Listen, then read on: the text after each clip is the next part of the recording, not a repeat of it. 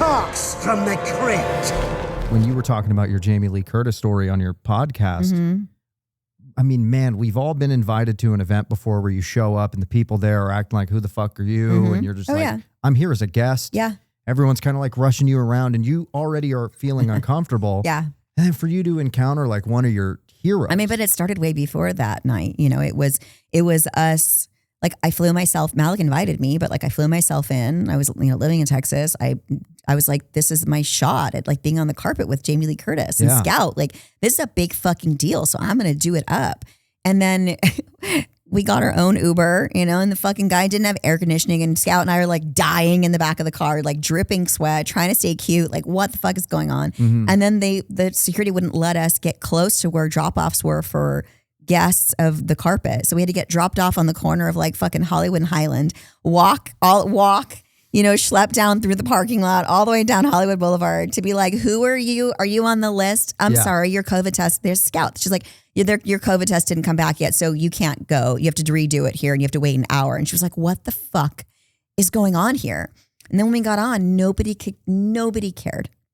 But I hadn't been to a premiere since 2009. When you say nobody cared, like... None of the photographers cared that we were there. None of the press knew who we were. Nobody gave two shits about us being there. None. Nobody. So from the fans that were in the bleachers that were being, sanctioned off from everybody else were like, oh my God. Yeah. But everybody there, any interview, anything we wanted to, it was like, they couldn't be bothered with us. Right. And as soon as Jamie was approaching, everybody get the fuck off of the carpet and out of the way. I hate that. And I was like, well, here goes my shot at like... Because now they're just doing it up for her. They're not even really authentic. Well, they were also doing it up for Instagrammers and TikTokers and all the Instagrammers, influencers. I didn't know who anybody was. Like the chick that rolled up in a white dress with fake bloodstains got more interviews and more pictures taken than Scout and I did. The TikTok dancing Michael Myers. Yeah. Yeah. Well, I remember when that picture first came out, you guys all together. Yeah. Before the story came out. And it went viral as fuck on Twitter. And I knew it would, which is why I was like, we need to take a picture together. Yeah. I don't care. Like, please, God, someone make this happen. Yeah. And we sort of pushed ourselves to like, can you please? And the photographer was really nice. And I was like, could you please do this? And he was like, absolutely. He knew who Scout and I were and who, Heather and, oh my God, who else was with us? Amanda Weiss. So it's like, this is an epic moment, but I have to make sure that we do this. So, and we did that picture after we introduced ourselves to her. But it's funny is she sent, I don't know if you heard this on our show, but she sent, one day I'll let you read her messages to me. She messaged me on Instagram. Wow. After her daughter apparently told her that we had talked about her on our show and how not nice she was to us. So her daughter told her, people are now talking about how you were to them and you need to reach out. So she reached out to me, but she confused us.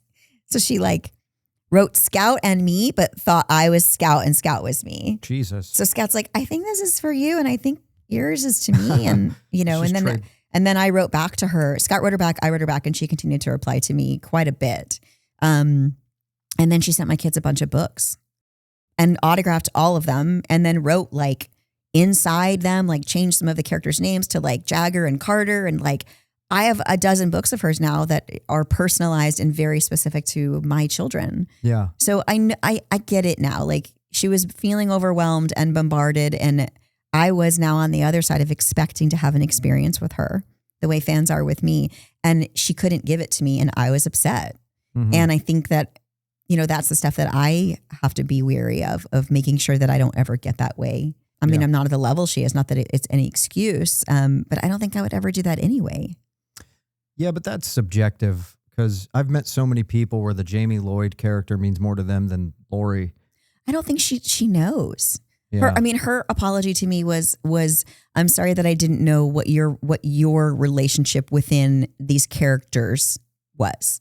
And I kept saying it has nothing to do with my storyline being of your storyline. It was, she said something when she got up before the movie premiere that resonated with me. And she said, and I quote, there are two things that I will leave behind as my legacy, Halloween and my children. And I thought, oh, fuck, that's me. That's what I'm going to leave behind. My legacy in the Halloween franchise and my children. Yeah.